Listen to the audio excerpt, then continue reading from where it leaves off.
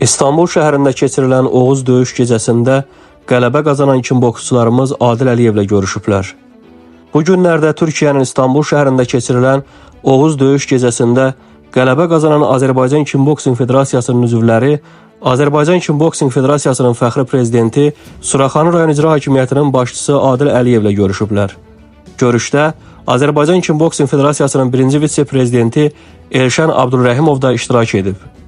Fəxri prezident Adil Əliyev Azərbaycan bayrağını ucaldan idmançılarımızı təbrik edərək onlara uğurlar arzulayıb.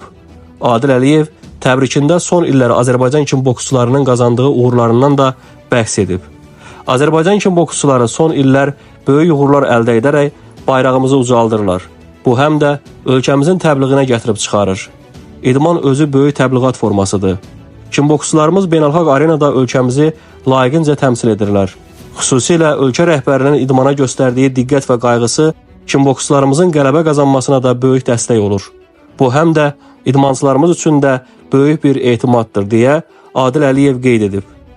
Xatırladaq ki, Azərbaycan Kimboksing Federasiyasının idmançıları Rauf Gərayzadə, Ramiz Məmmədov, Nurlan Məmmədov, Rəşid Rəşidli, Tunc Abbas 30 aprel 2025-ci il tarixində Türkiyənin İstanbul şəhərində baş tutan Oğuz döyüş gecəsində qələbə qazanıblar. Onu da qeyd edək ki, qala gecəsinin əsas döyüşü Azərbaycan Kimboksing Federasiyası yığma komandasının üzvü, Vako Dünya və Avropa çempionatının mükafatçısı, peşəkar döyüşlərin qalibi Rauf Gərayzadə ilə olub.